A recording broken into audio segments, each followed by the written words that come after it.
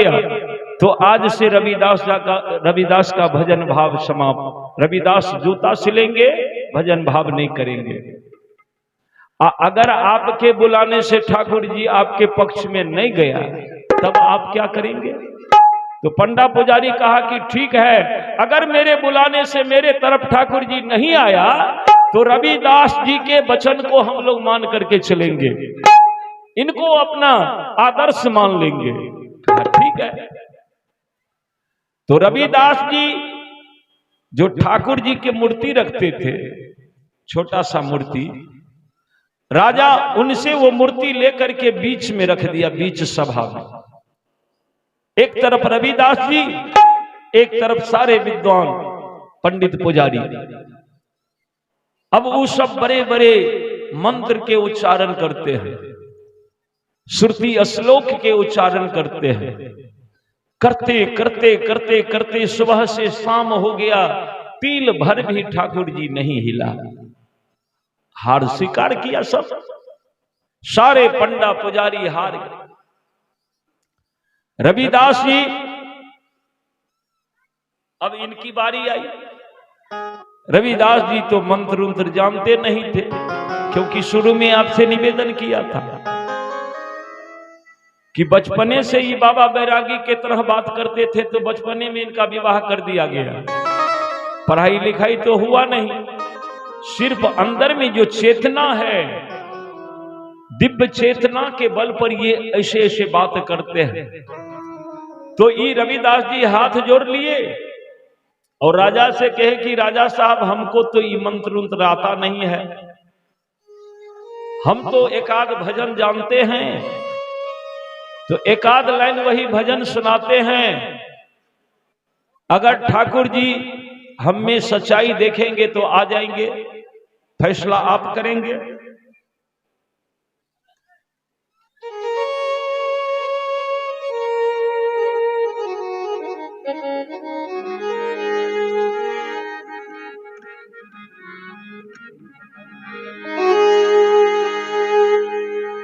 राजा कहा ठीक है, बुलाइए। सभा इसी तरह से भरा हुआ है। रविदास जी हाथ जोड़ करके ठाकुर जी को प्रार्थना करना शुरू किया। पीछे बुआ का नाम रमेश राम। रमेश राम के मम्मी जी की तरफ से 51 रुपए के दान है। भगवान की कृपा बनी रहे, मंगल कामना हो। बहुत बहुत धन्यवाद। रविदास जी ठाकुर जी को बुलाते हैं। आप लोग भी यदि संभव हो तो 2 मिनट ताली बजा करके रविदास जी के साथ साथ आप भी गाइए, क्योंकि गुरु महाराज हैं और जब ये ठाकुर जी को बुला रहे हैं तो हम सभी को भी उनके साथ देना चाहिए। आइए मीठी मीठी ताली बजा करके बड़े भाव से सभी आदमी गाइए। हे हरिया बहू बेगी हमारे, हे हरिया बहू बेग हमारे, हे हरिया बहू बेगी हमारे, हे हरिया बहू बेग हमारे, बेगी हमारे, बेगी हमारे, बेग हमारे, बेग हमारे, बेगी हमारे, बेगी हमारे, बेगी हमारे, बेगी हमारे, हे हरिया बहू बेगी हमारे, हे हरिया बहू बेगी हमारे।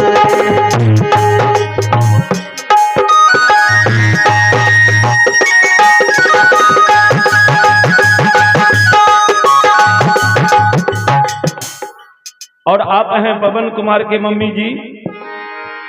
सदगुरुदेव कृपा बनाए रखे, मंगल कामना हो। माता जी बहुत बहुत धन्यवाद।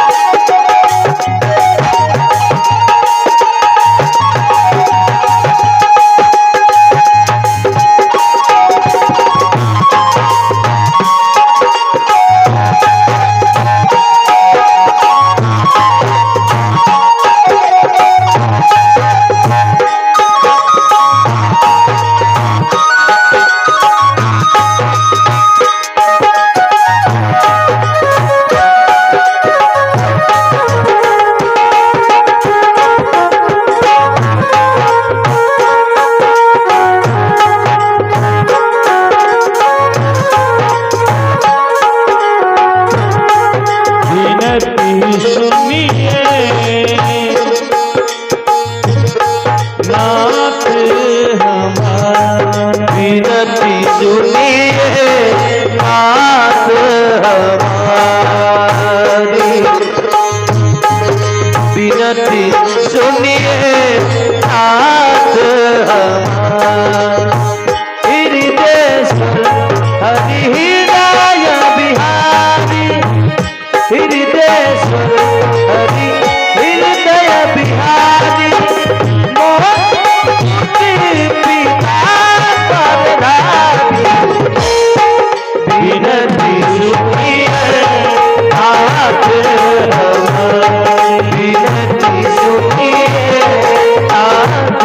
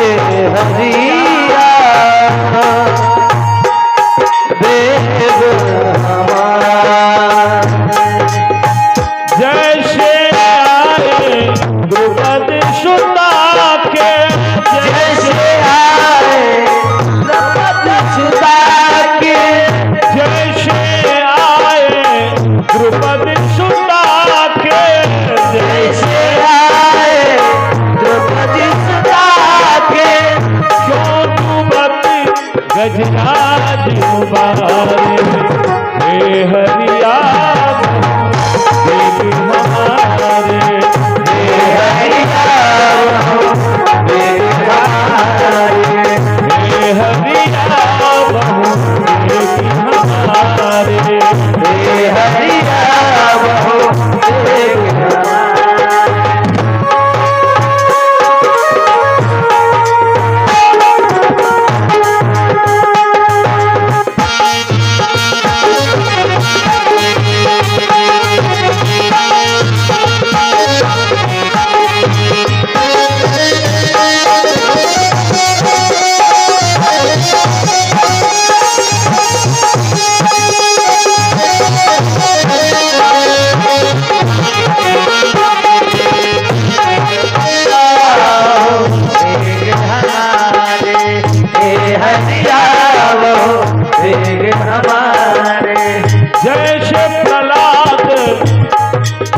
जैसे प्रहलाद है तू सिंह भये तुम जैसे प्रहलाद है तू सिंह भये तुम प्रगट भये तुम खंभा फाड़े हे हरिया बहु देव हमारे हे हरिया बहु देव हमारे हे हरिया बहु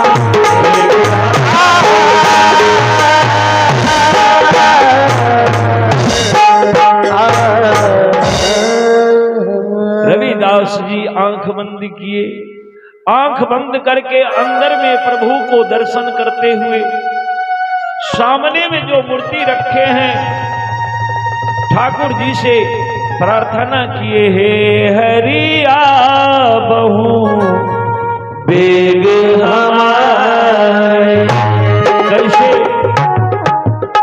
भगवान से रविदास जी कहने लगे कि ठाकुर जी जैसे गज और ग्राह सरोवर में युद्ध हो रहा था तो ग्राह गज को डुबा कर मार रहे थे और गजराज ने जब आपको पुकारा तो आप बेगी आकर के उनको उद्धार किए, उसी तरह से आकर के मेरे लाज को रखिए। जो आए द्रुपद सुता को, जिस तरह से आपने द्रौपदी के लाज कौरवों के सभा में जाकर के रख लिया, आज मेरे लाज को रख लो। जो ही इस भाव से रविदास जी ठाकुर जी को आह्वान किए, बस धीरे धीरे ठाकुर जी सरकना शुरू कर दिया। बोलिए भक्तवत्सल भगवान की जय, बोलिए संत भगवान की जय। ठाकुर जी सरकते सरकते सरकते सरकते जाकर के रविदास जी के गोद में बैठ गए। बोलिए सदगुरुदेव भगवान की। हाँ, इतना बड़ा चमत्कार देख करके उस सभा में जितने लोग हैं सब रविदास जी के जय जयकार करने लगे। पंडा पुजारी धीरे धीरे धीरे धीरे वहां से भागना शुरू कर दिया। पंडा पुजारी को आज लगा कि हम तो बड़े अभिमान कर रहे थे कि हम उच्च वर्ण के हैं, भगवान हमारे तरफ आएंगे, लेकिन भगवान ये क्या कर दिया, हमको त्याग कर उस रविदास के गोद में चला गया। अब धीरे धीरे पंडा पुजारी भागने लगे। क्यों? क्योंकि राजा भी अपनी स्थिति में नहीं रहा। राजा जो ब्राह्मणों को, पंडितों को, पुजारियों को कुछ कह पाते तो सही स्थिति में होते तब ना। ये चमत्कार देख करके राजा को तो कुछ समझे में नहीं आया। राजा अनमन से हो गया और जाकर के रविदास जी के चरण में लिपट गया। तब तक सब पंडा पुजारी धीरे धीरे भाग गए। शुक्र है कि राजा रविदास जी के चरण में आकर के हाथ जोड़ दिया, कहा गुरुजी हमने बहुत बड़ी गलती की, एक तरह से आपकी परीक्षा लिया हमने, हमें क्षमा कर दें गुरुजी, क्षमा कर दें। रविदास जी कहे कि राजन उतना सामर्थ्य हम में कहां है कि हम आपको क्षमा करें। कहा नहीं,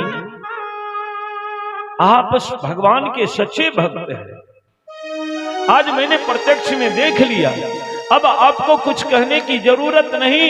और राजा ज्यों ही गुरु मान लिया कि पूरे काशी में रविदास जी के जय जयकार हो गए। अब तो बड़े बड़े दूर दूर के राजा, महाराजा, रानी, राजकुमारी सब आने लगे, सब इनके चरण में झुककर प्रणाम करते हैं, दीक्षा लेते हैं, शिक्षा लेते हैं। आप हैं रूपाली कुमारी, 50 रुपए के दान है, भगवान आपको लंबी उम्र दे रूपाली, पढ़िए लिखिए आगे बढ़िए, मंगल कामना हो, बहुत बहुत आशीर्वाद।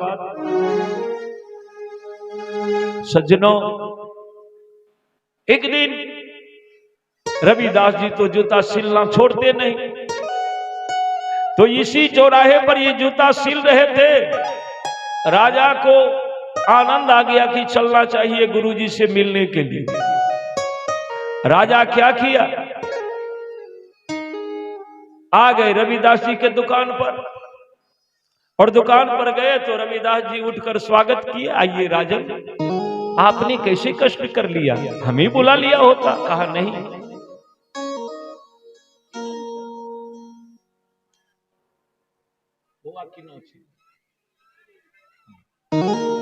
आप हैं जितेंद्र के मम्मी जी बघमारा से, आपके स्वजन से 51 रुपए के दान आया है। सदगुरुदेव आप पर कृपा बनाए रखे, माता जी मंगल कामना हो। राजा को कहा रविदास जी आप हमें बुला लिए होते, आप क्यों कष्ट किया। रविदास जी चरण में लिपट गए, गुरु जी क्या कहते हैं आप, हमें उतना सामर्थ्य है कि गुरु को हम बुलावे, वो तो गलती हो गया हमसे। और ये है रिमी भारती, राकेश जी के सुपुत्री हैं, और रिमी के स्वजन से 100 रुपए के दान है। भगवान इनको लंबी उम्र दे, रिमी पढ़े लिखे आगे बढ़े, मंगल कामना करते हैं। नवनीत के मम्मी जी हैं और 51 रुपए के दान है, भगवान की कृपा बनी रहे, मंगल कामना। माता जी आप हैं रुदल के मम्मी जी, भगवान आप पर कृपा बनाए रखे, मंगल कामना। दीपक के मम्मी आहा, चलिए भगवान कृपा बनाए रखे, मंगल कामना हो। ज्योति आप हैं ज्योति कुमारी, 100 रुपए के दान है, भगवान आपको लंबी उम्र दे। ज्योति पढ़िए लिखिए आगे बढ़िए, सदगुरुदेव की कृपा बनी रहे, मंगल कामना करते हैं। राजा कहा कि गुरुजी आपके चरण यदि अब मेरे घर में पड़ जाए तो मैं समझूंगा कि मेरे सौभाग्य का उदय हुआ है। आप एक दिन आइए मेरे घर समय निकाल करके। रविदास जी दुनिया के नजरों से, चमत्कार से बचना चाहते हैं। रविदास जी विचार किए कि यदि हम चमत्कारी वाला काम करना शुरू कर दिए तो लोगों की जमावड़ा हो जाएगी। अभी राजा महाराजा आने लगे हैं, बड़े बड़े दूर के लोग सब आने लगे हैं, और हम इसी तरह से इन लोगों के मनवांछित फल यदि देना शुरू किया तो भजन में कष्ट हो जाएगा, भजन हम कर नहीं पाएंगे। तो रविदास जी राजा को समझाया कि लो ये चरणामृत, जाओ आशीर्वाद है तुम्हारे लिए। तो वो सूखा चाम जो एक कटोरा में, एक गमला में पानी रख करके भिंगा करके तब जूता पर लगा करके सिलते थे, तो पानी की उनको हरदम जरूरत होती थी। तो उसी पानी में वो चमड़ा उमरा जो रखते थे, उसी में से एक चुरू पानी लेकर के राजा के हाथ में दे दिया, लो ये चरणामृत है। अब राजा को बड़ा कष्ट हुआ, कहा इसमें चाम फुला रहा है और गुरुजी यही हमको चरणामृत बनाकर दे दी, अब हम क्या करें? नहीं पिएंगे तो गुरुजी नाराज हो जाएंगे, अब पिएंगे तो आंख से देख रहा है कि उसमें चरसा है। मन नहीं माना राजा को। राजा इस तरह से हाथ कर लिए और गुरुजी से नजर बचा करके हाथ ऊपर किए, होठ के सामने लाए, लेकिन होठ में स्पर्श नहीं किया। बस वो सारा के सारा आशीर्वाद जो दया से भरा हुआ था वो इस होकर के बह करके राजा के कुर्ता पर पड़ गया, कोट पर। राजा वहां से चले आए और राजा जब आया तो कोट में दाग लग गया, उसको लगा गंदा पानी के दाग लग गया। बस राजा वो कोट लेकर के धोबी को दिया साफ करने के लिए। धोबी उस सर्फ में डाल दिया। उस समय तो सर्फ नहीं होता था, दूसरा कोई साधन सोटा उटा होगा, सोडा उडा, तो उसमें डाल दिया, वो दाग नहीं सूखा। तो धोबी के बेटी जो थी, कुमारी थी, उसके हाथ में वो कोट चला गया। बस धोबी की बेटी वो दाग छुड़ाने के लिए क्या किए, उसको दांत के तले लेकर के चबाना शुरू किया। वो जो चबाने लगी ना, बस वो दाग छूट छूट करके उसके रस इसके अंदर जाने लगा। जो ही वो सारा चरणामृत के रस उस धोबी के बेटी के अंदर में प्रवेश किया, अंतःकरण में प्रवेश किया, बस ये तो बड़े बड़े धर्म ग्रंथ की बात करने लगी। ये तो एकदम खुशी में नाचने लगी, गाने लगी, अपने आत्मानंद में मगन हो गई। भगवान के दर्शन अंतःकरण में कर कर करके कभी नाचती है, कभी गाती है, कभी रोती है, कभी हंसती है। अब पूरे काशी में हल्ला हो गया कि धोबी के बेटी कपड़ा साफ करने के लिए गई, ऐसा ऐसा हो गया, अब हल्ला हो गया। सब लोग जाकर के राजा को बताया तो राजा धोबी को बुलाया, बात क्या है? धोबी कहा कि सरकार आपने जो कोट दिया था उसमें दाग लगी थी, यहाँ पर हमसे वो दाग नहीं छूटा, तो हमारी बिटिया अपने दांत के तले उस कपड़ा को चबा चबा करके दाग छुड़ाने लगी। अब उस दाग में पता नहीं किस चीज का दाग था, सरकार उसके रस मेरे ख्याल से उसके अंतःकरण में गया, बस वो बाबरी सी हो गई है, नाचती है, गाती है, घर गृहस्थी के बात नहीं करके और वेद पुराण के बात करती है। सरकार अब पता नहीं उस किस चीज का दाग था। अब राजा को समझ आया, बाप रे बाप, वो तो गुरुजी का दिया हुआ चरणामृत हमने बहा दिया था। दौड़ करके राजा गया, रविदास जी के चरण में गिरा। रविदास जी के चरण में गिर करके कहा कि गुरुजी हमने बहुत बड़ा अपराध किया है, हमको क्षमा करके फिर से वही चरणामृत दे दीजिए, उसी कठोता वाला गंदा पानी हमको दे दीजिए जो उस बार आपने चरणामृत कह के दिया था। गुरुजी कहे कि राजन, उस समय हम आनंद में थे और आनंद में थे, भगवान की कृपा हुई तो हाथ मेरा आगे बढ़ गया, तो दया के पात्र में से मैंने आपके लिए चरणामृत दिया था। वो चरणामृत नहीं था, वो साक्षात अमृत था, लेकिन आपने अमृत को गवा दिया, जिसके भाग में था उसको मिल गया। धोबी के बेटी को वो आशीर्वाद मिल गया, राजा को नहीं मिला। राजा लाख कोशिश किया,